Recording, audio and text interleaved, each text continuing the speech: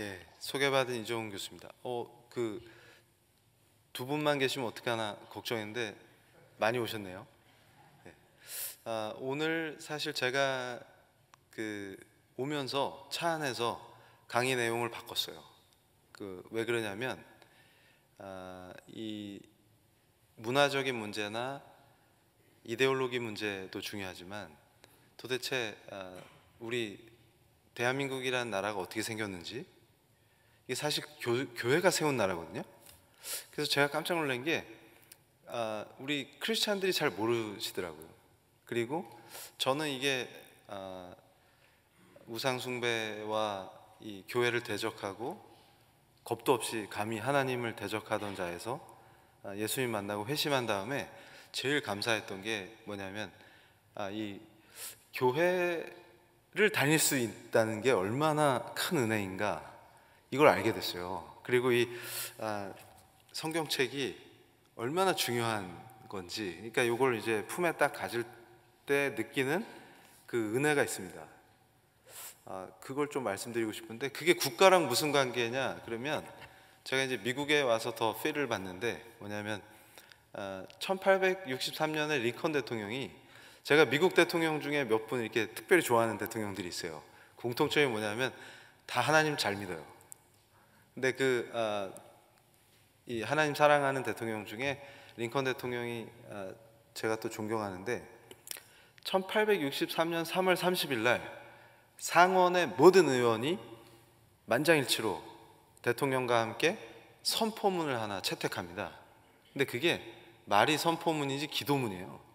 제가 그걸 보다가 미국의 헌법과 정치사 이런 거 연구하다 보면 은혜 받을 때가 참 많은데요. 왜냐하면 굉장히 성경적이기 때문에. 그런데 그 선포문이 거의 기도문인데 내용이 뭐냐면요, 우리 남북전쟁해서 이겼어요, 우리 잘났어요, 이런 게 아니고 국치에 관한 선포문이었어요. 국치, 그 나라의 수치라는 거예요. 그러니까 우리가 식민지 됐을 때 그게 국치잖아요. 근데 미국이 왜 국치지? 그랬더니 제가 깜짝 놀랐어요. 그게 지금 우리한테 주는 꼭 기도문 같았어요. 더 가슴이 떨렸는데 뭐냐면, 우리가 착각하는 것 중에 하나가 우리 하나님의 절대주권, 왕이신 예수 그리스도의 절대주권, 하나님의 통치, 이런 거를 우리 크리스찬들이 가슴에 제대로 새기고 있는가. 저는 이제 그게 굉장히 제 삶을 바꿨기 때문에 중요한 문제인데, 각 개인의 삶도 다 우리 하나님의 통치의 대상이지만 하나님께서 국가를 벌하시기도 하고 국가를 칭찬하시기도 하고 그분이 다스리신다는 거를 잘 못 느껴요, 사람들이.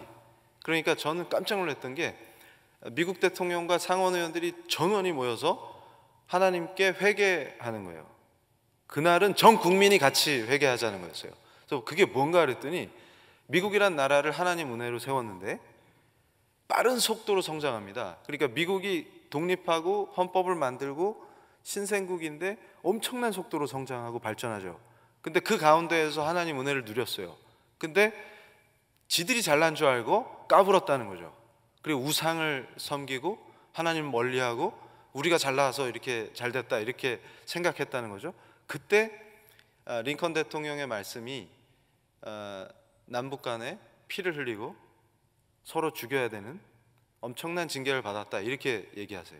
그래서 지금 이 순간 전쟁이 끝났다고 승리를 선포하고 기뻐할 일이 아니고, 전 국민이 다 무릎을 꿇고 왜 우리가 하나님을 잊었는지, 그리고 그 하나님이 어떤 은혜로 어떤 의도를 가지시고, 그러니까 결국 역사의 주인은 하나님이시기 때문에 이 국가를 세우고 우리로 하여금 이 국가를 어떻게 하나님의 뜻에 맞게 이끌어 가라고 하셨는데 하나님께 반역했는지, 그것을 철저히 회개하고 다시 하나님께 돌아오는 시간을 전 미국의 모든 성도들이 해야만 한다, 기도를.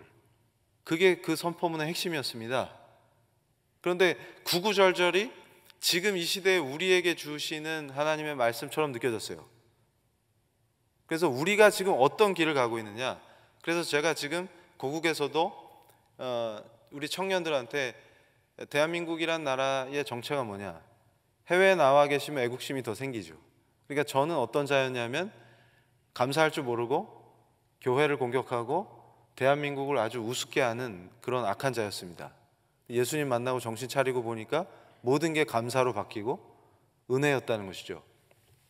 그래서 대한민국이 어떻게 생겼냐? 저는 교회가 세운 나라 대한민국, 이걸 굉장히 강조합니다. 세계에 여러 나라가 있지만 미국하고 대한민국의 특징이 뭐냐 그러면 하나님 은혜로 세웠다는 거예요. 그런데 대한민국은 특히 어떤 나라냐면 나라가 먼저 생기고 그 안에서 교회가 생긴 게 아니고 감옥에서 시작된 이상한 나라예요. 감옥에서 우리 젊은 리더들이 예수님을 먼저 만나서 영접하고 그 예수님 앞에 무릎을 꿇고 예수님이 저의 주님이십니다 이렇게 고백하면서 시작했어요. 그래서 그 힘으로 독립을 하고, 그러니까 나라가 생기기도 전에 교회 먼저 생기고 그 교회가 독립과 건국을 성취한 독특한 역사를 갖고 있습니다. 그래서 제가 고국에서 우리 청년들한테 우리 대한민국이라는 나라는 교회가 세웠다 이렇게 가르치면 청년들이 처음에 깜짝 놀라더라고요. 그러면서 저한테 교수님 설마요? 우리 교회 거지 같은데 어떻게 나라를 세워요? 그래서 제가 그럽니다. 그렇지 않다. 교회는 굉장히 소중한 곳이다 이랬는데, 제가 그래서 초창기부터 청년들을 정신 차리게 할 때 사진을 2장 갖고 다녔는데 그게 뭐냐면 지금 보시는 저겁니다. 코 잘린 여인들. 타임즈에 나온 저거는 아시죠? 저걸 어떤 학생이 티메라고 읽는데 여긴 미쿡이니까 그렇게 읽지 않겠죠? 근데 저 티메에 나온 저 여인이 지금은 미국에서 자유를 얻어서 행복하게 살고 있는데 이슬람권에서 코가 잘리는 학대를 당하신 분이죠. 그래서 보건 수술을 받으셨는데 수술 전에 반드시 내가 타임즈 모델을 하겠다 이렇게 결단하신 거예요. 왜냐하면 전 세계에 이 현실을 알려야 된다. 여성들이 어떤 고통을 당하는지 알려야 되겠다. 그렇게 해서 보건 수술 전에 사진을 찍어서 타임즈 모델로 자청하신 거예요. 그 옆에는 뭐냐면 저는 그래서 하나님의 은혜가 뭔지를 실감할 때 저 타임즈 모델과 우리 한국 조선의 첫 간호사들이거든요. 저 여성 2분이. 그런데 저 사진은 UCLA가 소장하고 있었습니다. 뭐냐면 조선에서 첫 간호사를 배출했어요. 근데 어떻게 배출했냐? 근데 저 오른쪽에 계신 분이 코가 잘려 있습니다. 근데 제가 연구하다가 처음에 깜짝 놀랐던 게 교회 이 사람들 정말 짜증난다. 대한민국이 잘 되려면 교회부터 없어져야 된다. 이렇게 생각했던 자가 자꾸 연구를 하면 할수록 교회가 귀한 거구나. 이런 걸 깨닫게 되는 것이죠. 왜냐하면 의료 선교사님들이 이 땅에 오셔가지고 우리 한국 땅에 오셔가지고 예수를 전하고 복음으로 변화된 사람들이 선진 문물을 받아들이고 그러면서 변화가 되죠. 그게 대한민국의 시작입니다. 그래서 제가 법철학자이기 때문에 사상 전문가인데 한국 사람들이 정신을 못 차리는 게 조선에서 어떻게 리퍼블릭으로 갑자기 바뀌죠? 어떻게 가능합니까 이게? 그게 쉽게 바뀝니까? 그래서 요즘도 정신 나간 사람들이 아무 생각 없이 그냥 뭐 중간에 휴전선만 없애면은 통일이 될 것 같이 얘기하는데 가능한 얘기입니까 이게? 저는 전문가 입장에서 생각할 때마다 고뇌가 많이 되거든요. 그렇게 간단한 문제가 아니에요. 사람을 지배하고 있는 그 사상과 아이디올로지가 어떤 영향을 끼칩니까? 한 인간의 삶에. 그러니까 만약에 갑자기 조선이었는데 오늘부터 공화국이다, 민주공화국이다. 그게 무슨 말인지도 모르죠. 제가 한국에서 충격 많이 받는 게 우리 청년들이 그래요. 교수님 거리로 나가십시오. 한때 날씨가 되게 추웠는데 그래서 제가 안 나간다. 그때 애들이 그러는 거예요 저한테. 아니 교수님 왜 안 나가십니까? 이 시대의 젊은 법철학자가 연구실에만 계시면 어떡합니까? 빨리 나가십시오. 그래서 제가 그랬어요. 왜 나가는데? 그랬더니 안 나가도 돼요? 그래서 교수님 왜 안 나가시는데요? 그래서 제가 그랬습니다. 춥다.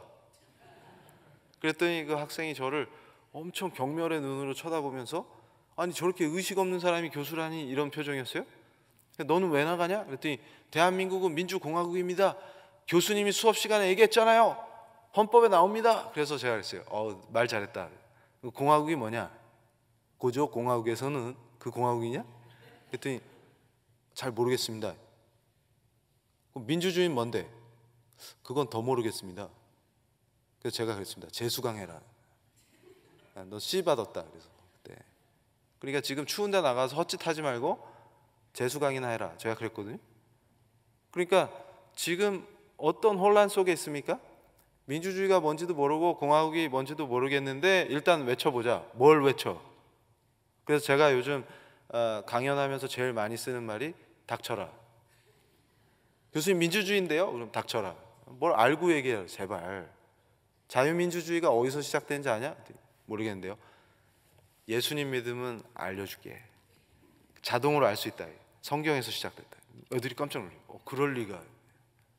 자유민주주의가 종교개혁의 산물이야.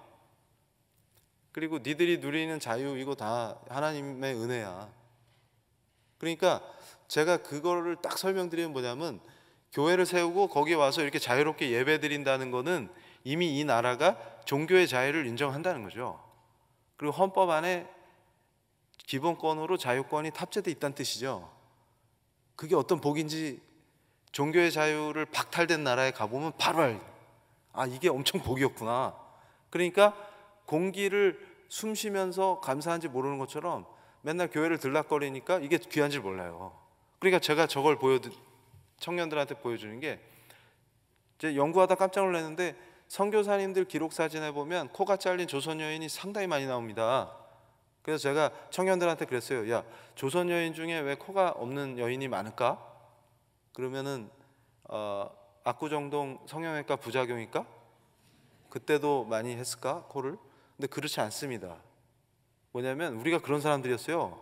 그러니까 갑자기 대한민국이라는 게 덜컥 생기지 않습니다. 그러니까 조선이라고 하는 그런 정치의식을 갖고 있다가 어떻게 갑자기 리퍼블릭이 되냐고요. 그러면 오늘부터 너 자유다. 그럼 뭐라 그랬어요? 마님, 쥐는 마님밖에 없구만요. 저는 그냥 무슨 할 거구만요. 아니에요? 그런 상태였다니까요. 근데 어떻게 바뀌었냐? 지금 안경 쓰신 저 분은 종의 딸로 태어났다는 이유 하나만으로 갖은 학대를 당하셔갖고 다리를 제대로 못 쓰셨어요. 근데 어떻게 변신했냐? 이 복음을 갖고 온 선교사들이 순교의 각오로 복음을 전하고 의료 기술을 가르쳐 주시고 그래서 변한 거예요. 저게 대한민국의 출발입니다. 그리고 저는 뭘 얘기하냐면 여성들이 저렇게 변화한 것이 또 굉장히 큰 힘이에요. 제가 또 놀랬던 건 뭐냐면 한국에 이화여대라는 학교가 있는데 거기 학생들도 잘 모르더라고요. 자기 학교가 어떻게 생겼는지. 혹시 여기 졸업생 계세요? 질문할까 봐 손 안 들죠, 이럴 때. 그런데 제가 깜짝 놀란 게 처음에 이 땅에 선교사들이 이 땅이 아니구나. 우리 한국 땅에 여학교를 세우고서 학생을 모집했는데 학생 모집이 잘 됐겠죠? 택도 없죠. 아무도 안 옵니다. 그러면 학생을 어떻게 모집해요? 그래서 제가 깜짝 놀랐어요. 스크랜턴 선교사님이 옛날에 우리 병들면은 여자애들 내다 버립니다. 왜냐하면 얘들은 키워봤자 뭐 도움이 안 돼요. 이렇게 생각하는 거죠. 그러니까 남의 집 식구 되라는데 병들면 귀찮게 얘 뭐 수발 둘 필요 없어요. 갖다가 버리면 돼요. 수금은 밖에다가 그러면 알아서 죽어요. 그러면 스크랜턴 선교사님이 병 걸려서 버려진 소녀들을 구해서 데리고 와서 그렇게 정성으로 치료하고 간호합니다. 그렇게 해서 살잖아요? 그럼 걔들이 학생이에요. 그렇게 시작했어요. 여학교를. 우리가 그런 사람들입니다. 그런데 은혜를 잊어요. 그게 인간이죠. 그러니까 뭐냐면 우리가 어떻게 시작했는지를 알면은 하나님 폭풍 은혜에 빠져들게 될 수밖에 없습니다. 근데 그래서 제가 역사를 중시해요. 뭘 모르는 애들이 까붑니다. 그것도 하나님 앞에서. 과거에 제가 그랬어요. 그래서 이걸 보시면 제가 예수님 믿기 전에 도대체 이해가 안 되는 게 저거였어요. 루비 선교사님이 제가 캠퍼스에서 만나는 우리 학생들 또래인데 순교하시기 전에 나한테 천개의 생명이 있으면 여기다 다 바치겠다 이렇게 표현하거든요. 그래서 제가 깜짝 놀랐어요. 죽기 전에는 사람이 굉장히 진실해질 텐데 여기서 더 뭘 속이고 뭘 자기를 포장하겠어요. 진심일 텐데 어떻게 자기를 죽이겠다는 사람들한테 자기한테 천개의 생명이 있으면 이걸 다 주겠다고 하느냐. 이게 도대체 뭐냐. 그러니까 제가 고민했던 게 뭐냐면 이념에 빠져서 싸우다가도 빨치산들도 장렬하게 전사할 수는 있어요. 근데 저렇게는 할 수 없습니다. 그러니까 제가 기독교 공격하고 싶어서 열심히 공부하다가 부작용을 많이 겪었어요. 뭐냐면 기독교의 본질을 알려면 말씀을 자꾸 읽어야 되잖아요. 그래서 말씀 읽고 그리고 이놈의 교회가 어떻게 생겼나 이걸 알려고 종교개혁사 공부를 열심히 하고 그리고 특히 우리 한국 땅에 교회가 어떻게 세워졌느냐 한국교회사 공부를 열심히 하다 보니까 심각한 부작용이 자꾸 은혜를 받는 겁니다. 그런데 저때 제가 좀 힘들었던 게 뭐냐면 저게 어떻게 가능하냐 저게. 근데 사기를 칠 수가 없어요. 그러니까 만약에 우리 북한 동포 중에 누가 우리 북한 동포들은 심리적으로 굉장히 우리가 이해할 수 없는 상태에 빠져 있기 때문에 카메라가 오거나 누군가 옆에서 보고 있으면 막 흥분해가지고 제가 하나님 찬양하듯이 김정은이를 찬양할 수 있어요. 근데 만약에 지금 죽는 게 확정됐다면 그렇게 할 수 없습니다. 빨치산들도 전투 중에 전사할 수는 있어도 저렇게 할 수 없어요. 저게 뭐냐? 근데 제가 예수님 만나고 알았어요. 뭔지 저게. 예수를 사랑하는 거예요. 근데 예수가 누군지 알아버린 거죠. 근데 거꾸로 생각하면 예수님이 저만큼 한국 땅을 사랑하셨다는 뜻이에요. 그러니까 루비라고 하는 한 20대의 여성이 아니고 저분은 완전히 하나님의 사로잡힌 하나님의 사람인 거죠. 그래서 예수 그리스도가 너무 좋아요. 그러니까 예수님을 따라가고 싶은 거지. 예수의 피, 그 거룩하신 피. 그러니까 저는 인간이 어떻게 자유를 얻느냐, 그 본질적 자유를 어떻게 얻느냐, 예수님의 피가 아닌 불가능하구나. 그걸 깨달은 뒤에 보니까 예수를 사랑하는 사람은 예수를 따르게 돼 있어요. 근데 그 예수가 자기를 사랑해 줬다는 걸 알게 된 거지. 그 역사입니다. 그래서 제가 특별히 우리 한국의 역사를 생각할 때는 한성 감옥을 많이 떠올려요. 그러니까 저건 일본 사람들이 만든 감옥이 아니에요.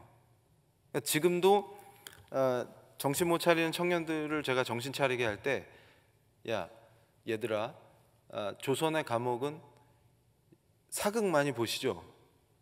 그러면 감옥이 어떻게 나오냐면 되게 아늑하게 나와요. 그래서 밑에 집세기도 깔려 있고, 그래서 친구랑 거기서 차 한잔 하고 싶고 막 그러죠. 사극 보면. 근데 제가 전문가라서 옛날에 춘향이처럼 목에 이렇게 긴 칼 같은 걸 쓰고서 갇혀 있는데 화장실은 어떻게 갔을까요? 간수한테 여기요 이러면 풀어주고 화장실 갔다 오라고 하나요?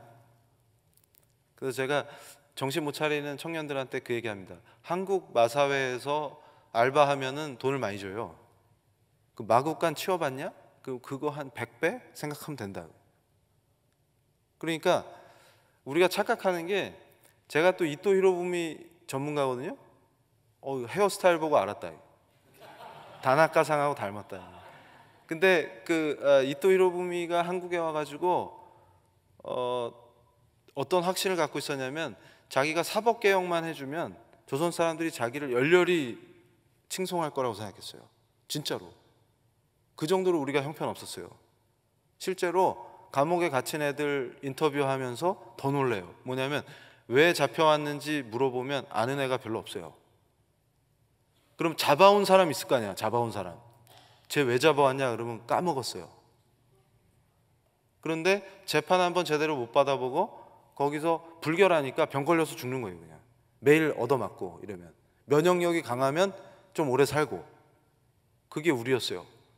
그런데 저 한성 감옥은 조금 상태가 양호해요. 왜냐하면 리모델링을 했거든. 그래서 제가 바보들이 막 그러는 거예요. 안중근 의사 얘기하면서 막 몸을 부르르 떨면서 위순 감옥에서 재판할 게 아니고 불법이다 이러면서 한성으로 모셔왔어야 된다 이러는데, 한성에 모시고 오면 한성 감옥 가시는 거예요. 헐, 이렇게 됩니다. 그래서 제가 강의하면서 미국에서 헐 이걸 많이 썼더니 연세 드신 우리 권사님이 찾아보셨대요, 인터넷에서. 그래서 한국 떠나온 지 오래되셔서 헐을 몰라가지고 그랬더니 이게 한 단어로 이렇게 많은 걸 표현했었네요 교수님 이러면서. 헐입니다, 말 그대로. 그런데 감옥에서 회심한 분들이 나와요. 저는 대한민국의 역사는 감옥에서 시작됐습니다. 교회의 역사도 마찬가지. 그러니까 절망의 순간에 5년 7개월을 옥살이를 하는데, 그래서 저 사진을 크게 보여드릴 수는 없는데 재밌는 게, 저 이렇게 쇠사슬로 X자 매신 분이 유명한 분인데, 저 청년들 중에서도 특별히 유명한 분인데, 표정이, 저분이 지금 영모예요, 영모. 조선시대의 영모면 어떻게 되는지 아시죠? 그런데 표정이 되게 밝아요. 왜냐하면 예수님 만났거든, 감옥 안에서. 그래서 제가 우리 교회 청년들한테 항상 하는 얘기가, 야, 수련회 갔을 때 사진 찍었는데 표정이 저 표정 이하로 나오면 큰일 난다.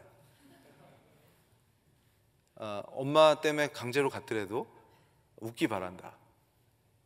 그런데 지금 저분이 감옥에서 죽을지 모르는 사람 표정이 아니라는 거예요. 어떻게 된 거냐. 제가 그게 또 궁금했어요. 근데 저분이 뭘 고백하냐면,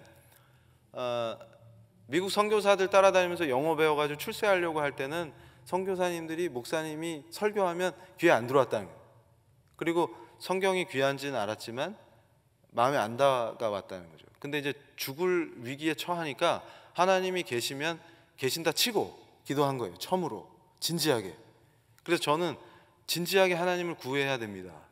그런데 제가 또 신기한 건 뭐냐면, 한국 교회사를 공부하다 보면 우리 신앙의 선배님들의 특징이 있어요. 뭐냐면 자기를 위한 기도를 하지만 꼭 나라를 위한 기도를 잊지 않습니다. 그 독특해요. 그러니까 뭐냐면, 하나님 나의 영혼을 구해 주시옵소서, 하나님 우리나라를 구해 주시옵소서. 저게 첫 기도예요. 진지한. 그랬더니 감옥에 빛을 비추는 것 같고 완전히 나를 사로잡았는데 깊은 평화가 찾아왔다. 근데 저거를 예수님을 모르는 사람은 뻥이라고 하겠죠. 5년 7개월 동안 옥살이 하면서 간수를 포함해서 40명을 개종시켰습니다. 전 진짜 감동했어요. 왜냐하면 전도를 해보니까 쉬운 일이 아니에요. 그러니까 죄수가 어떤 인격을 보여주면 간수의 마음을 열 수 있을까요? 그래서 제가 함부로 까부는 청년들한테 너 나가서 40명 전도해와. 다른 교회 다니는 애 꼬셔서 데리고 오는 거 빼고, 아직 예수를 모르는 애들을 40명 데리고 와라. 자신 없으면 저분에 대해서 함부로 떠들지 마라. 제가 그렇게 얘기합니다. 그러니까 뭘 제대로 못 배운 애들이 쉽게 얘기하고 쉽게 욕하고 쉽게 평가합니다. 근데 깊이 들어갈수록 그렇게 함부로 얘기할 수 없는 거구나, 그걸 깨닫게 돼요. 그래서 저분이 제임스 게일 선교사님인데, 제가 선교사님들을 다 좋아하지만 특별히 좋아하는 분이에요. 왜냐하면 캐나다 출신인데 미국의 북장로교에 소속돼서 활동하셨는데 활동이 너무 탁월해요. 왜 그러냐면 진짜 한 명의 영혼이라도 더 구하려고 조선어, 조선문화, 조선의 역사를 정말 열심히 공부했어요. 저렇게 훌륭한 선교사가 있나, 지금도 감동합니다. 근데 저 제임스 게일 선교사가 기록하신 거예요. 특별히 감옥의 사역을 열심히 했던 선교사님이 벙커 목사님 내외분이 계셨는데, 이 벙커 목사님 내외분이 이 한성 감옥에 들어가셔가지고 우리 조선 청년들을 다 돌보셨어요. 그래가지고 말씀도 제대로 가르치고, 체계가 없으니까. 근데 그거를 게일 선교사님이 뭐라고 기록했냐면, 감옥을 얘들이 기도의 집으로 바뀌었다는 거예요. 감옥이 아니에요. 딱 가면은 막 기도를 해. 그래서 기도의 집으로 바뀌고, 그 기도의 집이 예배당으로 바뀌더니 종국에는 신학당이 됐다, 이렇게 표현하는데, 그래서 제가 이해를 했어요. 뭐냐면 말씀을 체계적으로 읽고 배우다 보니까 견해가 생긴 거예요. 그러니까 자기들끼리 토론하는 걸 보고 선교사님이 이제 신학당이 됐다, 이렇게 표현한 거예요. 그래서 이 분들이 하나님의 은혜로 감옥에서 죽지 않고 풀려나가지고 전국으로 흩어져서 뭘 하냐면 교회를 세우고 나라를 세웁니다. 결국에는 그게 우리 역사예요. 그래서 제가 깜짝 놀랐던 게 뭐냐면 교회가 어떤 의미가 있느냐, 제가 우리 대한민국의 건국사를 공부하다가 깜짝 놀란 게 종교개혁의 신앙으로 대한민국을 건국하려고 아이디어를 냈다는 거를 한국 사람들이 모른다는 걸 알고서 더 충격을 받았어요. 교회에서 강의하는데 아는 사람이 없어. 충격을 받았어요. 왜냐하면 종교개혁이 정말 중요하거든요. 정말 중요합니다. 근데 저 때가 1913년에 초판이 나왔어요. 한국교회 핍박이라는 책이. 그래서 저는 한국인이라면, 특히 한국의 청년이라면 저 한국교회 핍박이라는 책을 꼭 읽어야 됩니다. 왜냐하면 교회가 왜 중요한지가 다 나와요. 10가지로 정리를 해놨어요. 굉장히 은혜롭습니다. 왜냐하면 식민지를 만들어서 총독부를 운영했던 식민주의자들이, 일본 제국주의자들이 교회를 굉장히 두려워했어요. 그러니까 왜 한국교회를 핍박하느냐, 식민주의자들이 이유가 다 나옵니다. 뭐냐면 우리가 참 앞서가는 삶을 살았던 게 뭐냐면 10살만 되면 벌써 해갖고 낮술에 취해 있고, 또 이게 뭐 10살만 넘기면 영화 타짜 보셨어요? 타짜 영화가 그냥 나온 게 아닙니다. 우리는 뛰어난 손기술을 갖고 있고 탁월하게 패를 돌리고 그랬습니다. 그러니까 우리가 뭘 자랑할 수 있었냐면 이거 조기교육. 그래서 상투 딱 틀고 10살만 넘으면 낮술에 취해 있고, 그 다음에 이거 패 돌리고 이랬거든요. 그랬는데 식민지로 만들어서 지배하는 사람들 입장에서는 그게 좋은 거죠. 왜냐하면 애들이 정신을 못 차려야 계속 지배를 할 수 있지 않겠습니까? 독립할 가능성이 없죠. 제정신이 아닌데 어떻게 독립을 하겠습니까? 근데 희한하게 교회만 가면 애들이 술도 끊고 도박을 끊는 거예요. 그러니까 위협이 되죠. 거기다 제일 중요한 게 뭐냐면 말씀을 배우면서 애들이 똑똑해집니다. 말씀을 배우니까, 그리고 교회가 또 어떤 역할을 했냐면 영미권의 선교사들이 가기 때문에 당시 세계에서 제일 선진적인 문물이 교회를 통해서 들어와요. 그러니까 애들이 똑똑해집니다, 청년들이. 그리고 또 학교를 세우죠, 선교사들이. 이게 위협적인 거예요. 왜냐하면 그런 뛰어난 인물들이 세워지면 독립을 합니다. 그리고 나라를 세울 수가 있어요. 그래서 제가 그래요. 일본이 미국한테 항복하면 자동으로 나라가 세워지지 않는다. 세워야 된다, 나라를. 그럼 누가 세웁니까? 낮술에 취한 애들이 세울 수 없어요. 마님, 쥐는 마님밖에 없구만요. 이런 애들이 세울 수 없습니다. 그럼 지도자가 나와야 돼요. 얘들이 어떻게 큽니까? 교회가 없이 불가능하다는 거예요. 그걸 이해한 거예요. 그래서 뭐라 그랬냐면 200년 동안을 두고 루터 씨의 개교한 풍조가 정치 제도를 개혁하기 이르러, 그러니까 저분이 지금 사진에 나오고 저 한국교회 핍박을 썼던 저분이 당시에는 데이터베이스가 없어요. 참고문헌이 제한된 상태에서 서양의 강국들이 종교개혁의 전통으로 정치, 경제, 사회, 문화를 기독교 문명으로 리드했기 때문에 강해진 거를 이해한 겁니다. 그래서 대한민국을 세우게 되면 그 정신으로 세우지 않으면 안 된다. 그러니까 동등자유라고 하는 그 개념을 사용하면서 저게 가능하려면 신앙이 먼저 기초가 되지 않으면 불가능하다. 그러니까 신앙으로 사람이 바뀌어야 여성을 학대하지 않고 동등한 인격체로 함께 할 수가 있다. 이런 걸 이해한 거예요. 이게 저한테는 굉장히 중요한 문제입니다. 그러니까 만약에 교회가 세워지지 않았으면 갑자기 리퍼블릭을 우리가 건국할 수가 없어요. 그래서 대한 사람의 새 물줄기는 예수교회다. 제가 예수님 만나기 전에 제일 싫어했던 말이고 예수님 만난 뒤에 제일 좋아하게 된 말인데, 실제로 새 물줄기가 터집니다. 무슨 얘기냐면 예수교로 새로운 문명의 기초를 삼아야 한다. 그리고 교회가 정부의 근원이다. 이렇게 설명하죠. 이게 무슨 말이냐? 이해가 안 되죠. 교회가 정부의 근원이에요. 근데 저 정부는 번역을 저렇게 해서 그렇지 가버먼트의 의미입니다. 이거 통치의 의미가 있어요. 그러니까 하나님의 통치를 받아들여야 된다는 거예요. 이게 무슨 깊은 뜻을 갖고 있는지 제가 설명을 드릴게요. 뭐냐면 터크빌이라는 학자가 프랑스 사람이죠. 미국의 민주주의라는 책은 제가 한국에서도 청년들한테 필독서로 읽히는 책인데 굉장히 훌륭합니다. 무슨 얘기냐면 저 그림에 나와 있는 분이 토크빌인데 생긴 게 아주 귀족적으로 생겼죠. 저도 머리만 있었으면 저렇게 시크했을 텐데 저분이 프랑스 귀족이라서 프랑스 혁명 당시에 자기 친척들이 많이 죽습니다. 근데 지금 왜 중요하냐면 저분이 19세기가 됐는데 프랑스는 프랑스 혁명을 했죠. 그러면 좋은 나라가 돼야 되는데 토크빌의 주장이에요. 제가 한 말이 아니라 혁명을 했는데 왜 양아치들이 설치는 저질 정치밖에 안 되냐? 왜 공화국이 제대로 세워지질 않고 민주주의가 제대로 되질 않느냐? 그래서 제가 그럽니다. 프랑스 혁명사를 제대로 공부하면 프랑스 혁명을 찬탄할 수가 없어요. 그래서 실제로 파리의 지식인들이 프랑스 혁명 200주년에 혁명을 기념하지 말자 이렇게 합의했어요. 그럼 뭘 기념하냐? 인권 선언한 거 기념하자. 인간이 존엄하다고 선포한 걸 기념하자.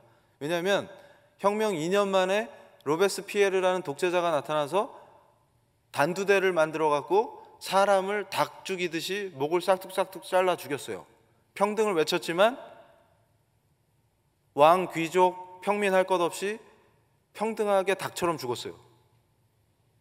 그래서 결국 그 로베스피에르 본인도 3년 만에 그 단두대에 지가 만든 단두대에 지도 죽었습니다. 그래서 부끄럽다. 반성하자. 인권이 선포된 인간의 존엄성을 기리자. 이렇게 됐어요. 그래서 프랑스 혁명사를 서문만 읽은 자들은 뭣도 모르고 파리에 가서 프랑스 혁명을 칭찬하고 우리도 혁명해서 형제다 이런 바보 같은 소리를 하게 됩니다. 그런데 제대로 알면 그런 말을 못해요. 근데 토크빌이 왜 중요하냐면 미국에 와서 9개월 동안 미국 정치를 다 순회하면서 봅니다. 그런데 토크빌이 충격받은 게 뭐였냐면 프랑스는 안 되는데 미국이 되는 이유가 뭐냐, 이게 궁금했다는 거예요. 그래서 저 미국의 민주주의라는 책을 읽으면 신앙을 지적해요. 프랑스와 미국의 본질적 차이가 있더라. 신앙이 다르다. 미국인들은 청교도로서 청교도 윤리를 몸에 배도록 키워진다. 그러니까 토크빌이 제일 놀랬던 것 중에 하나는 사법제도와 지방자치입니다. 그러니까 미국의 어떤 시골에 가도 자치가 돌아간다는 거예요. 이게 어떻게 가능하냐? 분명히 양아치도 있고 동네마다 별의별 사람이 다 있죠. 근데 이게 어떻게 가능하냐? 그랬을 때 교회가 중심이 돼서 인간다운 인간, 습속이 바뀌어 있더라. 그리고 배심 재판이 19세기에 어떻게 운영됩니까? 동료 시민에 의한 재판이죠. 배심원으로 선발된 분들이 최선을 다해서 자기 일처럼 재판에 임한다는 거예요. 프랑스에선 상상도 못했던 일이죠. 어떻게 가능하냐? 이 사람들의 신앙이 멋있다. 결론은. 그래서 뭐라 그랬어요? 자유는 도덕성 없이 세워질 수 없고 도덕성은 신앙 없이 세워질 수 없다. 이렇게 얘기했어요. 그런데 중요한 건 뭐냐면 토크빌이 사용한 moral이라는 단어는 단지 도덕성만을 얘기하지 않습니다. 습속을 얘기하는 거예요. 습속. 그래서 제가 얘기하죠. 한국인의 습속이 바뀌지 않으면 한국에서 발전된 민주주의는 볼 수 없다. 대통령을 갈아치운다고 되지 않는다. 우리 습속이 바뀌어야 된다. 그래서 제가 그럽니다. 종교개혁 500주년이고 한국교회가 벌써 100년이 넘었는데 청교도 윤리가 몸에 밴 사람들이 나와줘야 된다. 그게 우리 살 길이다. 처음에 건국하고서 먹고 살기 바빠가지고 입에 풀칠하냐고 정신없었다. 오케이, 이해할 수 있는데 이제는 바뀌어야 됩니다. 습속이 바뀌어야 됩니다. 그래서 제가 그래요. 항상 우리 청년들 중에 교수님 교회가 썩었습니다 이런 애들 많거든요. 그럼 제가 꼭 얘기를 해줍니다. 네가 썩었다. 네가 바뀌어야 돼. 네가 네가 바뀌면 교회가 바뀐다. 근데 맨날 저한테 와가지고 교수님 교회가 썩었는데 교수님 그런 얘기는 안 하고 맨날 엉뚱한 강의만 하시죠? 한국 교회가 참 귀합니다 이런 얘기 하시죠? 교회가 썩었는데. 그래서 네가 썩었다니까. 아니, 교회가 바뀌고 개혁돼야죠. 그런데 중요한 게 뭡니까? 본인이 안 바뀌는데 교회가 어떻게 바뀌겠어요? 본인이 교회인데. 그게 참 희한한 일 아니겠습니까? 그래서 제가 그래요. 요즘 살다가 제가 젊지만 어르신들 앞에서 감히 뭐 살다 이런 말 했는데, 코미디 중에 뭐가 있냐면, 우리 예수님은 정말로 거룩하신 분이시기 때문에 공의 그 자체시고, 아까도 우리 찬양했잖아요. 그런데 제대로 못 배운 애들이 자꾸 세상의 어떤 이데올로기랑 우리 주님을 연결시키려고 하는 자들이 있어요. 저는 그거 못 참습니다. 우리 신앙과 예수님에 대한 사랑 이런 거는 순수하게 지켜줘야 돼요. 그걸 뭘 자꾸 연결시키려고 그러면 안 돼요. 그런데 요즘 청년들 중에 정신 나간 애들이 고국에서, 교수님, 아유, 우리 기독교는 원래 사회주의랑 통하는 건데요, 예수님도 사회주의적이셨는데 이런 얘기하는 거예요. 그래서 내가 그거 전문가인데 어디 감히 예수님한테 그런 걸 갖다 붙이냐, 제가 그러거든요. 그러면서 청년이 한 번은 저한테 그랬어요. 찾아와가지고, 교수님, 교회가 썩었는데요, 초기 교회는 엄청 좋았대요. 그래서 제가 그랬어요. 뭐가 좋더냐? 그랬더니 초기 교회는요, 네 거 내 거가 없었대요. 막 이러는 거예요. 막 자랑을 해요. 그래서 제가 그랬어요. 너 참 잘 배웠구나. 그래서 초기 교회는 네 거 내 거가 없이 사회주의적이라서 너무 좋았대요. 그래서 우리 교회가 사회주의화 돼야 돼요. 그래서 제가 헐 이러다가 그 친구한테 그랬어요. 네 거 내 거 없으니까 좋더냐? 예. 그래서 그래? 너는 안 썩었지? 네. 너 지금 지갑에 얼마 있냐? 5만 원 있는데요. 그래서 제가 그랬어요. 그거 나 다오. 근데 애가 얼굴이 확 바뀌어요. 안 되는데요. 그래서 네 거 내 거가 없어야지. 너는 안 썩었잖아. 여기서 우리 둘이 초기 교회를 한번 재현해보자. 그때 애가 표정이 아주 안 좋아요. 그래서 제가 그랬습니다. 정신 차려라. 정신 차려라, 제발. 그런 게 아니다. 그런 문제가 아니다. 신앙의 본질은 무슨 이런 거하고는 차원이 다른 거다. 제발 정신 차려라. 제발 정신 차려라. 그랬습니다. 그러면서 네 습속이 바뀌지 않으면 안 된다. 그러니까 네 건 내놓기 싫은데 제 것만 주인이 없으면 좋겠지. 그래서 항상 사고를 치는 인간들이, 자기가 의인인 줄 알기 때문에. 그래서 제가 분명히 청년들에게 얘기해 줬습니다. 의인은 혁명을 하고 그럼 반드시 시체가 산으로 쌓여요. 죄인은 회개를 합니다. 그리고 예수님께 매달려요. 그분이 통치해 주시길 바랍니다.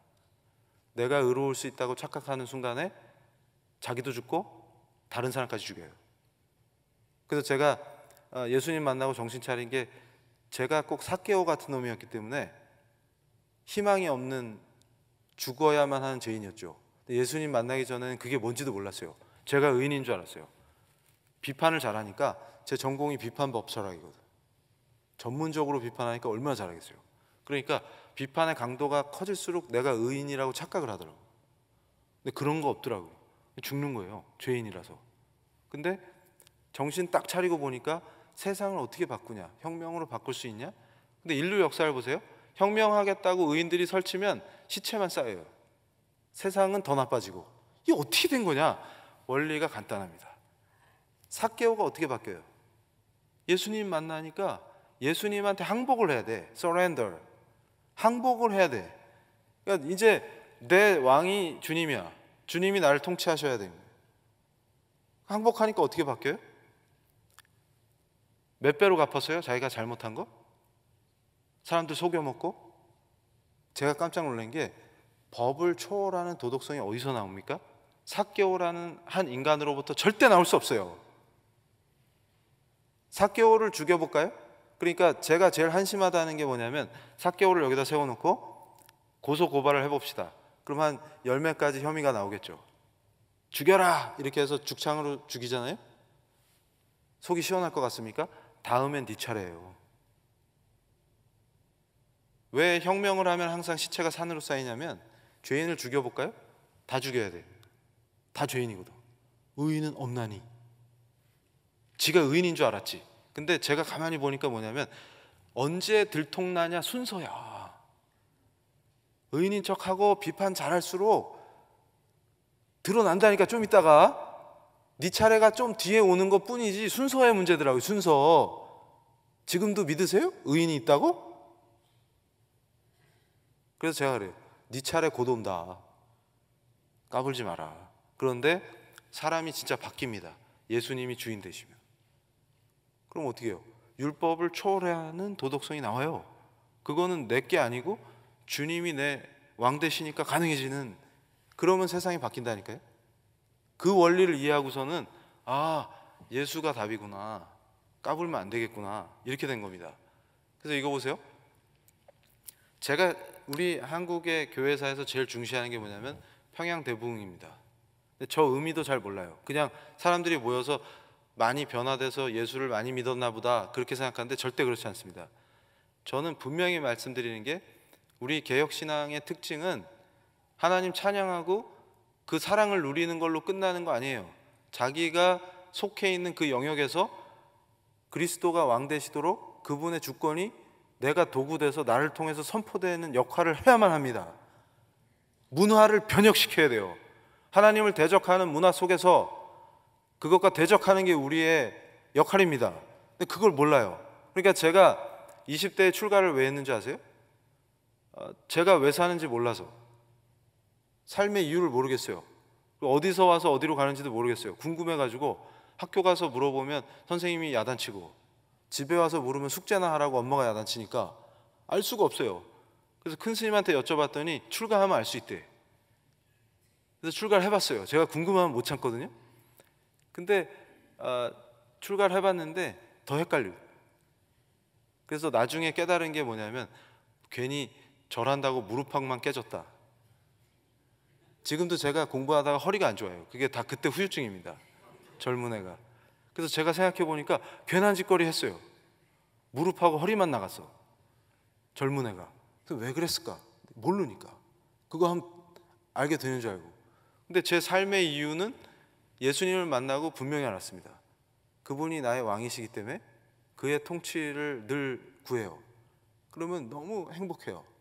그러니까 제가 옛날에 예수님 모를 때랑 지금이랑 어떤 분들이 저한테 그러는 거예요. 교수님, 예수님이 성형수술도 시켜주나 봐요.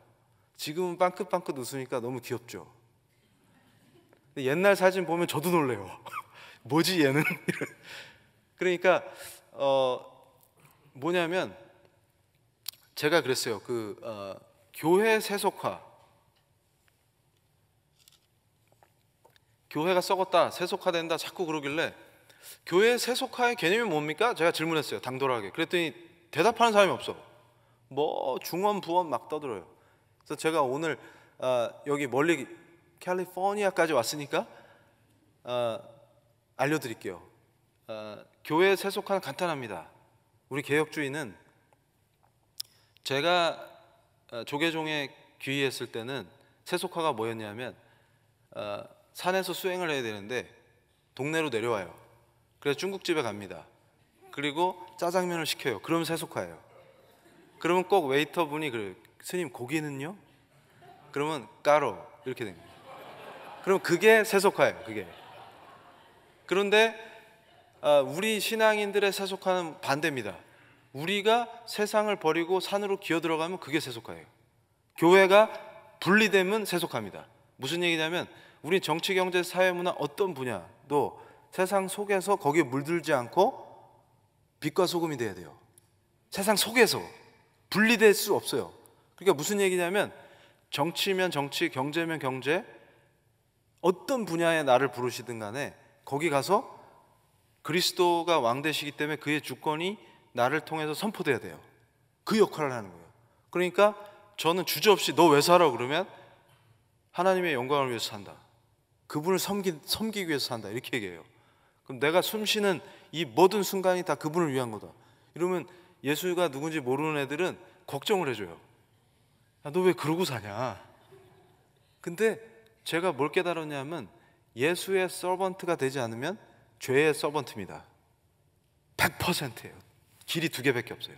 예수님 따라서 그분 따라 생명의 길로 가든지 아니면 죽든지. 그래서 창세기 3장에서 시작된 이 두 가지 길 외에는 없다. 뱀의 속삭임에 속아서 죽음의 길로 가든지 예수님 따라서 생명으로 가든지. 그래서 제가 맨날 그럽니다. 청년들한테 뱀은 먹어라. 몸에 좋고 맛도 좋은 뱀이다 이러면서 거기 당하면 안 된다. 그러니까 아담이 떼끼놈 하면서 삶아버렸으면 되는데 뱀한테 속아갖고 사고를 쳤어요. 거기서 죽음의 길로 가는 겁니다. 그래가지고 저 평양 대붕은 그냥 일어난 게 아니라 영적 대각성이에요. 영적 대각성의 특징은 뭐냐면 죄를 각성하는 거예요. 죄를 각성하는. 그래서 제가 아까 교회 사무실에 딱 갔을 때 조나단 에드워즈 붙여놨더라고요. 제 회심하고 저의 나침판 같은 역할을 했던 분이 조나단 에드워즈인데 영적 대각성이 뭔지 조나단 에드워즈를 통해서 배웠어요. 저는 에드워드를 공부하면서. 그러니까 기본이 죄를 각성하는 겁니다. 죄를 각성하면 반드시 회개하게 돼 있어요. 깊이 회개하고 주님 앞에 나와서 그의 통치를 구합니다. 그러면 너무나 행복하고 자유를 얻게 돼요. 이게 죄의 종로로 타던 애를 완벽하게 풀어주신 분이 예수 그리스도예요. 그러니까 주님의 사람이 되지 않으면 반드시 돈이 좋으면 돈의 노예가 되든지 명예가 좋으면 명예의 노예가 되든지 종로로 타게 돼 있어요. 그래서 죽는 거예요. 그러니까 100%여야 돼요. 30%, 40% 안 돼요. 100%로 주님을 섬겨야 돼요. 그러면 너무나 행복해져요. 그런데 그게 영적 대각성에서 시작된, 그러니까 가치관과 세계관이 완전히 뒤집어지는 거예요. 그리고 이 사람이 들어가서 빛과 소금 역할을 하면 사회가 개혁돼 버려요. 그게 독립과 건국의 힘이었다는 거예요. 제가 깜짝 놀랐던 게 뭐냐면 미국에서 활동한 우리 위대한 선배님들, 신앙의 선배님들 중에 헨리 정이라는 분이 있어요. 한국 이름이 정한경인데 제가 저분을 좋아해요. 이승만 박사하고 둘이 늘 같이 다녔는데 저기 왼쪽에 나오는 미국 교수가 레드 교수라고 예일 대학 교수였는데 미국의 지식인들이 일본을 굉장히 좋아했습니다. 지금도 그렇죠. 미일 동맹은 우리가 생각하는 것 이상으로 튼튼해요. 그런데 일본을 좋아하다 보니까 일본이 부탁하면은 미국 신문에 글을 많이 써줍니다. 근데 지금도 뉴욕 타임스 데이터베이스에 들어가서 1919년 기사를 검색하면 그대로 있어요. 다 볼 수 있어요. 지금도. 그런데 제가 공부하면서 깜짝 놀란 게 뭐냐면 일본의 지배자들이 식민 통치를 하기 위해서 교회를 두려워했다 그랬죠. 미국에서 선교사 좀 안 보내게 하려고 굉장히 노력해요. 그래서 레드 교수도 무슨 글을 써달라고 일본에 부탁을 받았냐면 미국 교회 제발 조선에 선교사 좀 보내지 말자, 그런 거 좀 글로 써달라는 거예요. 왜냐하면 선교사가 많이 올수록 피곤해요. 이게 한국 교회 핍박에도 나오는데 미국 선교사가 많이 들어올수록 한국인과 미국인 사이에 네트워크가 생기면 일본 식민주의자한테는 굉장히 골치 아픈 일이 됩니다. 이게 외교적으로도. 왜냐하면 자기 선교사를 보낸 나라에 미국이 자꾸 관심을 끊어야 되는데 관심을 가져요. 그러면 일본 제국주의자는 귀찮아지는 겁니다. 이게. 그러니까 안 보냈으면 좋겠는데 자꾸 선교사가 와요. 막아야 돼. 그래가지고 조선인들은 예수를 믿는다고 결단했다고 하지만 얘들은 우상 숭배가 너무 심해갖고, 이건 제 비유예요. 성황당 옆에 예수상 깎아놓을 그런 애들이다. 제발 이왕 보낼 거면 잘 훈련된 선교사가 아깝지 않냐, 가능성 있는 지역으로 보내라 제발, 이러면서 조선의 선교사를 파송하지 말라고 호소를 합니다. 근데 그걸 확 뒤집어 버린 분이 헨리 정이에요. 저분이 반박 글을 써요. 뭐라고 글을 쓰냐면 탁월합니다. 우상 숭배 얘기 잘했다. 아시아에 어떤 나라가 하나 있는데 서구 문물을 받아들여서 개화됐다고 주장하는 한 나라가 있는데 기독교는 절대 안 믿더라.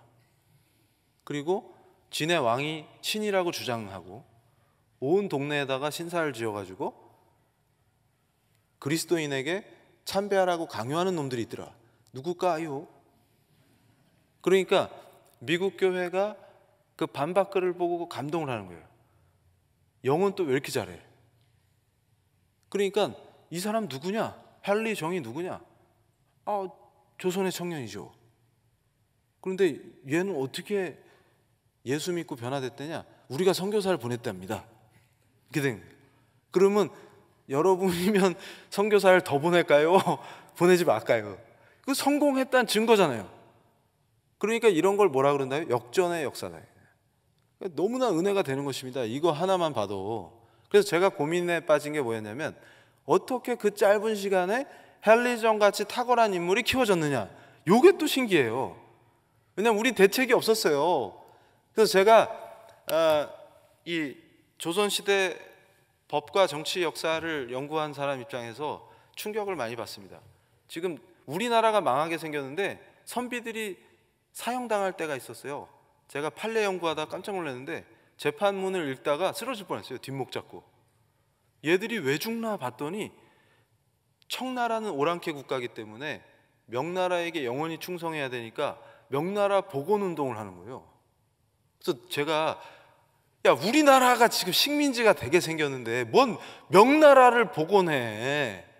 그 짓거리 하다 잡혀와서 죽고 있어요. 그래서 제가 그걸 보다가, 야, 우리가 예수님 안 믿었으면 진짜 아직도 이 짓 하고 있겠다. 지금도 명나라를 복원하자 이러겠다. 지금 21세기에. 근데 그런 사람이 실제로 있어요. 그래서 이게 제정신일까? 그래서 저는 이게 신기하다. 이게 신기하다. 미스테리다. 이게. 대책이 없다. 그런데 그 반면에, 그런 바보들이 있는 반면에 저런 똑똑한 사람은 어떻게 생겼지? 궁금하죠. 그래서 제가 항상 얘기하는 게, 한미동맹의 역사는 그냥 한미 상호 방위 조약 이런 걸로 생긴 게 아니고 예수 피해 역사다. 그러니까 왜 그러냐면, 예수님이 인간의 본질적 자유를 주신 분이라는 걸 아는 거예요. 근데 내가 잘한 게 1도 없는데 오직 다 그분의 공로였다니까. 그러니까 예수 그리스도가 너무나 크신 분인 거지. 그런데 그 예수를 사랑한 사람들의 피, 예수의 피, 이게 자유의 본질이에요. 그래서 제가 깜짝 놀란 게, 자유엔 공짜가 없습니다. Freedom is not free. 공짜가 없어요. 다 피야. 근데 그걸 모르고 있을 뿐이지. 그러니까 우리가 누리는 본질적 자유는 예수의 피, 그리고 우리가 해방돼서 인간답게 살 수 있는 정치 체제, 시스템 이런 것도 예수를 사랑했던 선교사들의 피, 교회를 세웠던 그 피, 그게 없으면 안 되는 거죠. 그러니까 저는 어떻게 생각했냐면, 한미동맹의 역사는 교회 동맹의 역사요, 예수 피의 동맹이요, 선교사들의 거룩한 순교의 피의 역사다. 그걸 우리가 잊으면 안 됩니다. 그래서 우리가 3.1운동을 어떻게 했어요? 교회가 들고 일어난 거예요. 교회가. 이걸 또 왜곡하죠, 사람들이. 실제로 연구해 보면 교회가 한 게 3.1운동이에요. 그러니까 한국인들이 다 민족의식이 충만했을 것 같죠? 택도 없는 얘기예요. 예수 믿고 변화된 사람만 안 괜찮아요. 왜냐하면 그게 항상 원리예요. 왜냐하면 세상 사람들이 다 민족적일 것 같죠? 택도 없어요. 독립을 원했을 것 같죠? 택도 없어요. 얼마나 평화로웠는지 몰라요. 일제시대 연구해 보세요. 다 거짓말이에요. 매일같이 싸웠을 것 같죠? 일본인들이 세운 신식학교에 입학하면 현수막 걸었어요. 그리고 너무나 평온하게 통치가 돼서 30년대 이후에는 아무 문제 없었어요. 너무나 일본화돼서 본인들이 더 놀랐어요. 해방됐을 때. 다 투사였을 것 같죠? 만주에서 개장수 하다가 귀국하면은 다 독립운동가라고 뻥치는 거예요. 그런데 누구만 안 괜찮냐면, 예수 믿는 사람은 안 괜찮아요. 이걸 감당할 수 없어요. 그래서 3.1운동을 하는 거예요. 다 들고 일어났어요. 우리 크리스찬들이. 교회가 중심이 된 겁니다. 근데 더 신기한 건 뭐냐면, 우리끼리만 하면은 안 돼요. 이게 미국이 알아야 돼요. 지금도 마찬가지지만 그때도 그랬어요. 근데 미국에 알려집니다. 어떻게 알려지냐면, 많은 선교사들이 와 있었잖아요. 그래서 딸의 인형 속에 증거를 숨겨서 나오기도 하고, 그게 미국에 와서 터지고, 어떻게 잔인하게 진압당했다, 평화롭게 시위하는 사람들을 어떻게 폭력적으로 진압했다, 이런 게 미국에 알려지고, 그러면서 대부분 희생당한 사람이 누구예요? 예수 믿고 변화된 심지어 소녀들조차도 미국 교회를 감동시키는 거예요. 왜냐하면 참 신앙이 회복됐으니까, 순교 신앙이 회복됐으니까. 어떻게 10대 소녀가 저렇게 강력한 능력을 나타내냐? 무장한 사람들 앞에서 전혀 겁을 먹지 않는, 그러니까 그것은 예수 믿고 변화된 사람만 아는 그 강력한, 그러니까 우리 기독교의 위대한 역사는 핍박을 받으면 더 강해집니다. 그걸 이해하는 사람들만 아는 그 역사가 한반도에서 터진 거예요. 그러니까 어떻게 해요? 우리가 3.1운동이 있은 지 딱 한 달 만에 필라델피아에서 미국의 크리스찬 리더들과 우리 독립의 투사들이 만나서, 다 크리스찬들이죠. 양국의 크리스찬 리더들이 대한의 독립을 선포합니다. 아까 제가 보여드렸던 그 헨리정은 그 당시에 미국 상원에서 한국 독립이 공식 의제가 돼서 논의되도록 활동했던 분이에요. 정말 탁월하죠. 그러니까 필라델피아에서 1919년에 선포된 내용이 미국식 공화제를 채택해서 건국하겠다. 그래서 재헌헌법에 담긴 헌법 정신이 저 때 많이 나옵니다. 그러면서 아시아에서 유일하게 기독교 국가를 세워보자, 이렇게 선포해요. 근데 저게 미국 여론을 바꾸는데 굉장한 힘이 됐습니다. 그리고 우리가 제대로 선교했구나, 이런 확신을 주고, 그러니까 결국은 저는 우리 독립과 건국의 역사에서부터 항상 미국과 함께 했는데 교회 동맹이었습니다. 예수 잘 믿는 사람들의 확실한 동맹이었다는 걸 우리가 기억해야 됩니다. 그래서 우리나라가 실제로 세워졌을 때 재헌국회 개원식 날 첫 순서가 하나님께 감사기도를 드렸어요. 그러니까 저게 가능했던 거는 저기 모인 사람들이 태반이 크리스찬이었어요. 그러니까 순서가 어떻게 되냐면, 이윤영 목사님이 재헌의회 의원인데 장로님 목사님 모이면 시작할 때 뭐 해요? 기도하죠. 그러니까 저건 식순으로 정할 필요도 없는 거예요. 진행하는 사회자가 이승만 박사였는데 시작하려니까 뭘 해야 돼요? 크리스찬이니까 기도하고 시작해야지. 그러니까 마침 여기 이윤영 목사님 계시네? 나와서 기도해 주세요, 이렇게 된 거예요. 그냥 이게 대한민국의 시작이라니까요. 근데 제가 뭘 얘기하냐면, 우리 고국이 지금 저 사진에 나오는 노부부가 누구시냐면 그 이윤영 목사님 후배예요. 지금 거의 90대신데 텍사스 어스틴에 생존해 계세요. 저를 좋아하는 목사님이 저 사진을 보내줬어요. 이 교수 강의할 때 소개해줘, 이러면서. 그러니까 제가 충격을 받는 건 뭐냐면, 우리가 하나님께 감사기도로 시작된 나라인데 그 하나님 은혜를 잊어버리고 저 세대가 아직 생존해 계신데 나라가 없어질 수도 있는 위험에 처해 있는 거예요. 물론 아무 생각 없는 애들은 지금도 좋아 죽겠지만 나라가 어떤 위기에 처해 있는지 모르니까. 그래서 영구와 땡칠이는 진정 행복할까요? 그런데 나라가 위기에 처했습니다. 저분들이 아직 생존해 계시는데도 그 원인이 어디 있을까? 링컨 대통령이 얘기한 것처럼 우리가 하나님의 은혜를 잊었고 그분을 대적하고 우상에 빠지고 타협하고, 그게 저는 원인이라고 봅니다. 그래서 저는 강조하는 게 이거예요. 교회는 우리 고국의 대한민국의 심장이고 교회가 무너지면 나라가 무너진다. 심장이 건강해야 인간이 건강하듯이 교회가 건강해져야 나라가 건강해집니다. 그래서 제가 충격받는 게 이거예요.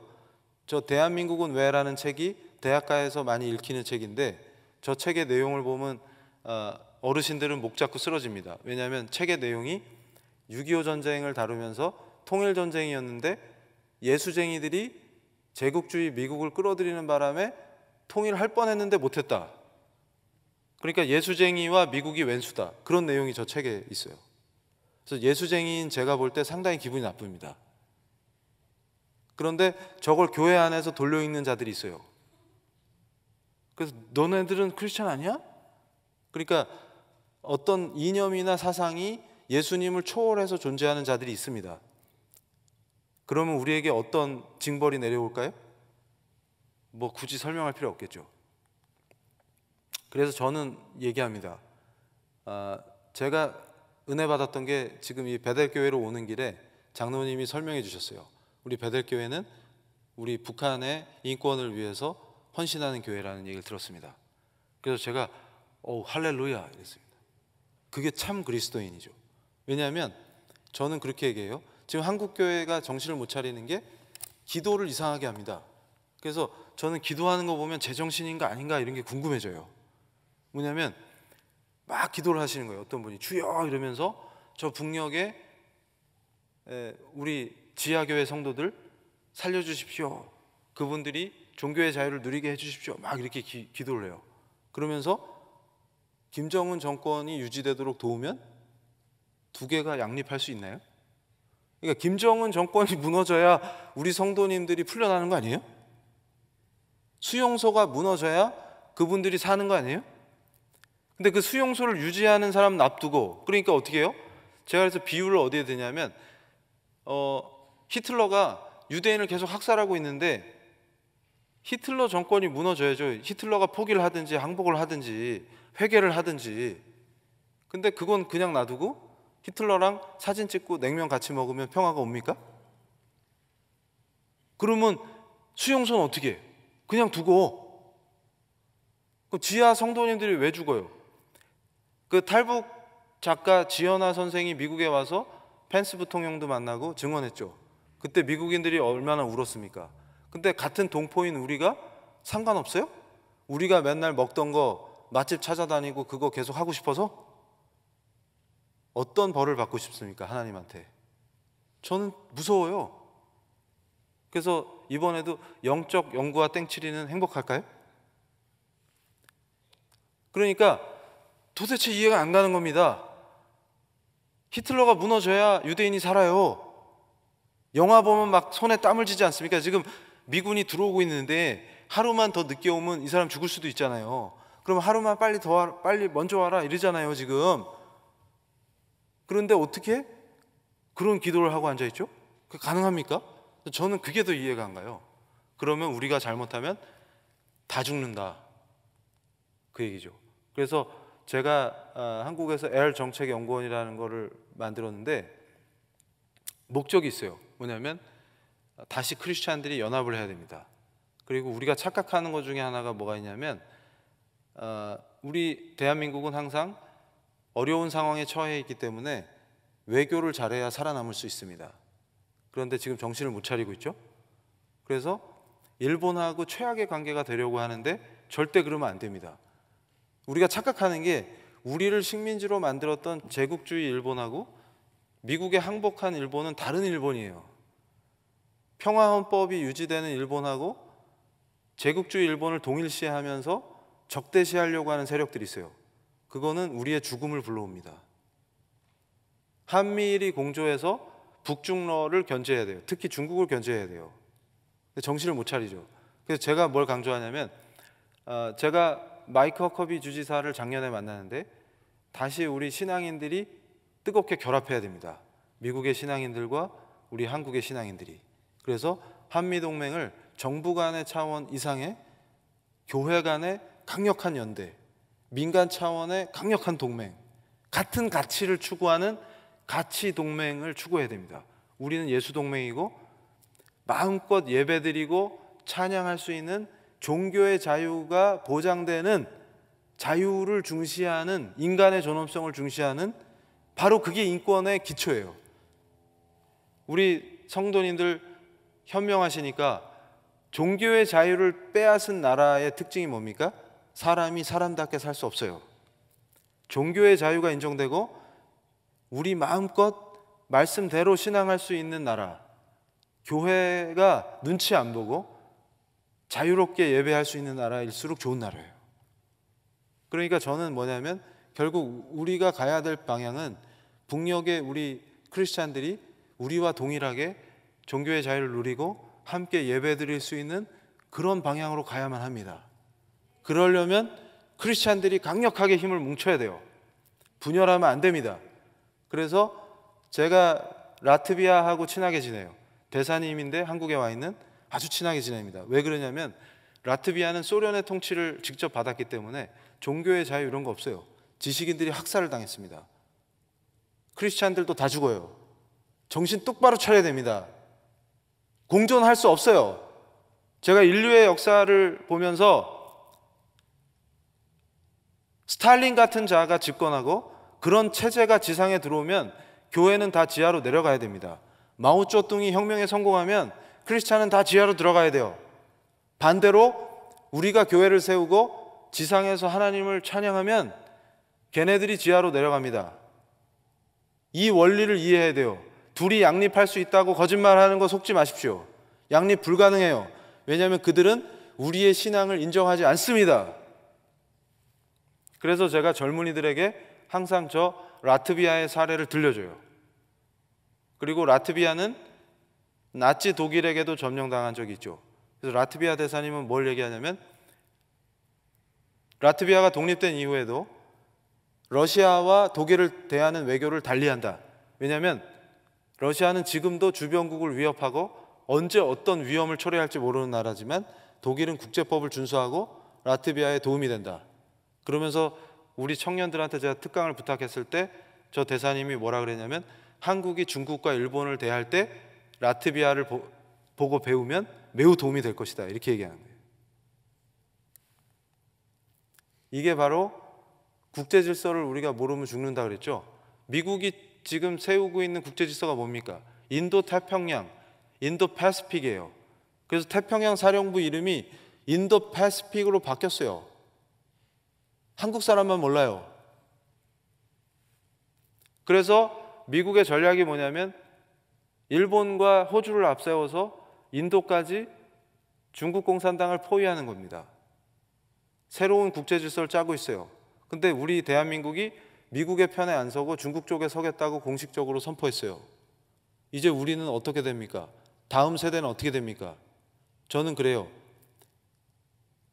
이민 와 있으니까 나랑 상관없다고 생각하시는 분은 아마 없을 겁니다. 왜냐하면 고국을 사랑하시니까. 저는 그래요. 우리가 이민을 해도 우리 고국이 잘 돼야만 합니다. 그래야 이민 생활도 좋아요.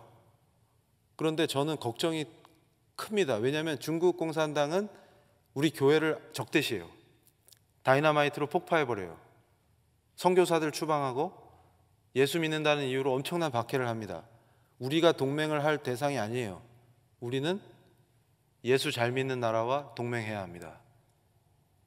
하나님을 대적하는 나라와는 동맹하지 않습니다. 그리고 어떻게 해야 돼요? 잠깐 미쳐 있더라도 예수를 믿는 교회를 핍박하지 않는 종교의 자유가 보장되는 그 가치를 우리가 공유해야만 동맹이 될 수 있습니다. 그래서 제가 L정책연구원을 세우고 첫 번째 우리가 벌였던 사업이 뭐였냐면 미국이 하고 있는 저 인도태평양 전략의 핵심 국가의 브레인들을 서울에 다 초대했어요. 그걸 미국이 도와줬습니다. 그렇게 해서 우리 청년들한테 저게 왜 중요한지를 직접 들려줬어요.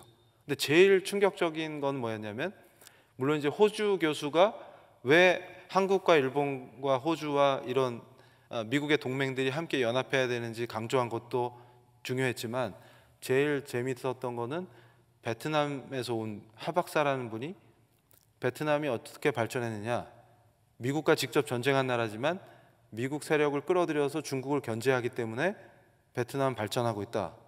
그러면서 중국은 항상 주변국을 위협하고 침략하는 나라이기 때문에 중국을 견제하기 위해서는 미국의 힘이 필요하다. 이렇게 얘기해요.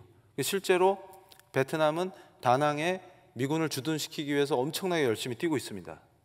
그러면서 우리한테 조언한 게 있는 미군을 못 내보내서 안달인 한국이 자기는 이해가 안 된답니다. 그래서 제가 그래요. 영구와 땡칠이는 진정 행복한가? 그래서 우리가 지금 죽음의 길로 가고 있다. 그거죠. 그래서 정리합니다. 이제 시간이 많이 지나서 제가 조나단 에드워즈를 너무 좋아하는데 제가 미국 공산당 연구도 했거든요. 미국에서 왜 공산당이 실패했을까? 그거 연구하면서 뼈저리게 느꼈습니다. 교회가 왜 중요한지를. 중요한 고비고비마다 그러니까 제가 재밌었던 게 뭐냐면 세계 대공황이 오니까 공산당들이 설쳐요. 이때가 기회다.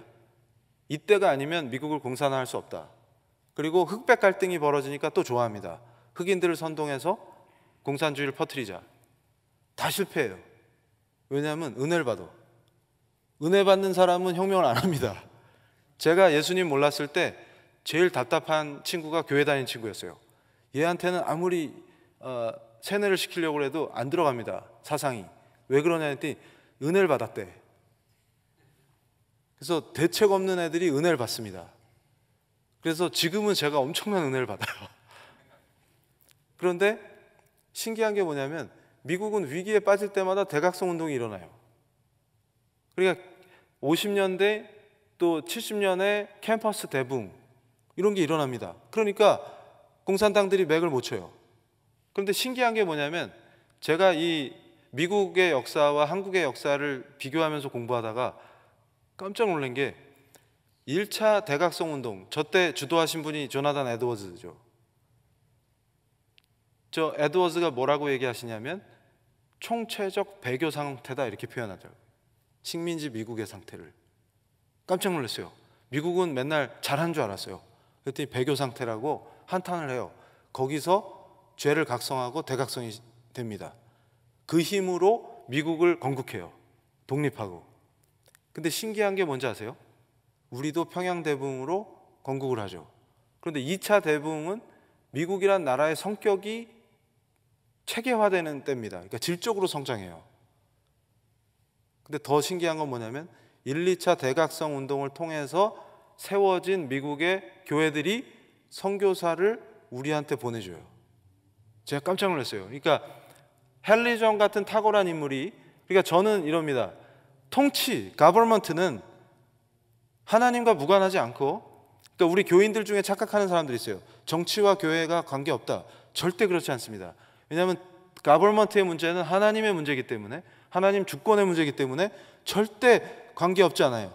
어떤 가버먼트가 지상에 세워지느냐가 정말 중요합니다.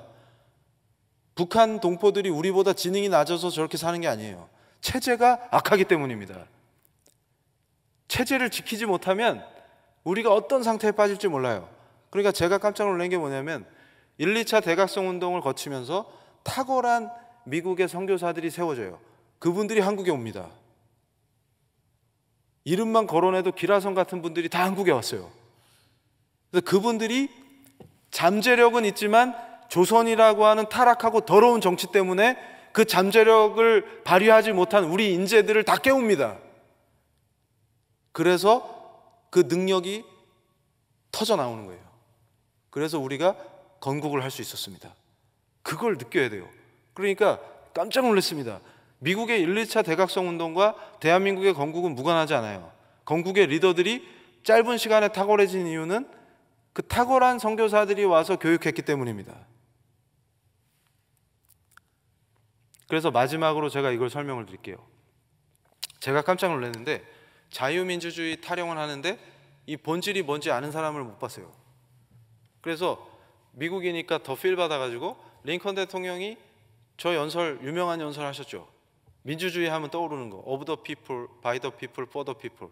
근데 저게 무슨 뜻입니까? 그럼 아는 사람이 없어. 인민을 위한 거 아니에요? 그게 뭔데?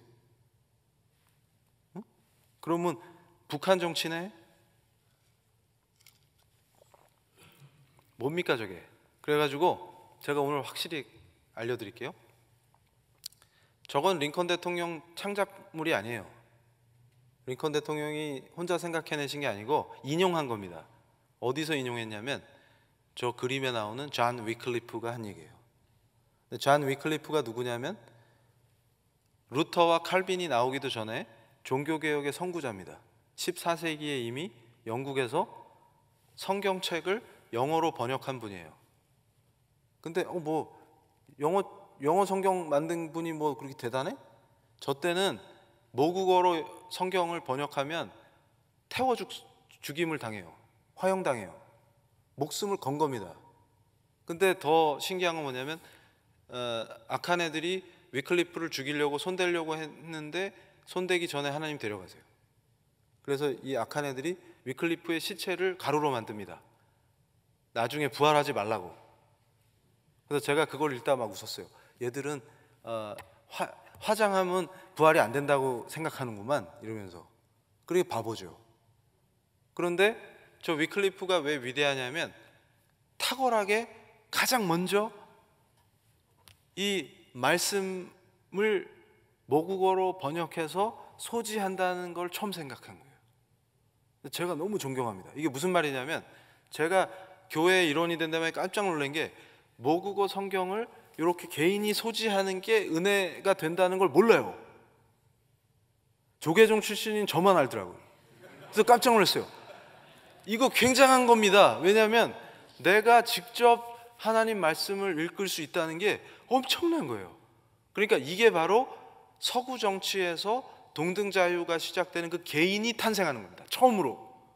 왜냐하면 교황이 이게 하나님 뜻이야 얘기해주고 이 동네의 통치자의 신앙이 내 신앙이 되는 그런 거지 같은 신앙이 아니고 내가 직접 나라는 개인이 하나님 앞에 쓰는 겁니다. 이게 어떤 변혁을 이루었는지 몰라요. 이게 자유민주주의의 출발이에요. 내가 직접 말씀을 읽고 하나님께 직접 기도를 드리고 내가 묵상할 수 있고 이게 엄청난 겁니다. 그러니까 인격적으로 예수가 나의 주님이라고 시인하는 그 구조예요. 개인의 등장입니다. 이게 없으면 자유민주주의는 성립될 수 없어요. 근데 이거를 가장 먼저 하신 분이 존 위클리프예요. 그러니까 링컨의 고뇌가 거기 있는 거예요. 미국이 어떤 나라여야 하느냐 이걸 처절하게 고민하면서 말씀을 갖고 묵상하고 하나님께 기도하는 가운데에서 저 연설이 나온 거예요. 존 위클리프가 영어 성경을 완성한 뒤에 이 앞장에다가 뭐라고 썼냐면 This Bible is for the government of the people, by the people, and for the people 이렇게 쓴 거예요. 근데 이게 무슨 뜻이냐면 사람들이 몰려다니면서 폭도화되는 걸 민주주의라고 하지 않습니다. 이게 의미하는 게 뭐냐면 아까 제가 말씀드렸죠. 이걸 20세기에 가장 정확하게 정리한 사람이 아브라함 카이퍼예요. 영역 주권입니다. 뭔 말이냐면 하나님이 직접 통치하시는 거예요. 하나님의 사람들을 통해서. 그 말이에요. 이게 인간 왕이 필요 없어요. 그래서 제가 미국 출신 법학자 앤로우 교수하고 둘이 막 얘기할 때 너무 기뻐하는 게 뭐냐면 출애굽으로 이걸 연상하면 돼요. 바로가 필요 없습니다. 우린 바로에 사로잡힌 노예들이 아니에요. 그러니까 무슨 말이냐면 인간 왕이 필요 없다 그거예요. 인간 왕은 항상 압제를 하고 우리 등골을 빼먹습니다. 이거 필요 없다는 거예요. 김정은 같은 자가 있으면 안 돼요. 이걸 없애는 겁니다. 이게 위대한 개혁이고 위대한 정치예요. 그러면 어떻게 통치합니까? 하나님이 하나님의 사람들을 사용해서 각 영역마다 우리를 부르신 곳에 우리가 서죠. 그럼 우리가 그분의 절대 주권을 내 영역에서 선포되도록 내가 도구로 쓰임받는 거예요. 빛과 소금이 되는 거예요. 이 정치를 얘기하는 겁니다. 이게 자유민주주의의 출발이에요. 그걸 표현한 거예요. 저게 그거는 영어 성경을 모국어 성경을 갖고 있는 사람들만 가능해요. 내 개인이 하나님 앞에 쓰는 겁니다. 그러면서 피조물의 의무를 늘 생각하고 하나님 은혜 안에서 그분의 충실한 도구로 나는 그분을 섬기기 위해서 이 땅에 존재한다. 그게 실천되는 거예요. 이게 개혁신앙의 파워입니다. 그런데 더 중요한 건 뭐냐면 그게 가능하려면 법치가 이루어져야 돼요. 그러니까 서구 전통에서 종교개혁이 만들어낸 자유민주주의의 특징이 뭐냐? 법치가 전제되지 않으면 자유민주주의는 없는 겁니다. 왜냐하면 하나님은 질서 상태를 좋아하시기 때문에 반드시 법으로 통치하는 모델을 성경에서 보여주셨어요. 법은 우리가 모여서 합의한다고 법이 되는 게 아니라 하나님이 주시는 겁니다. 내추럴 러예요.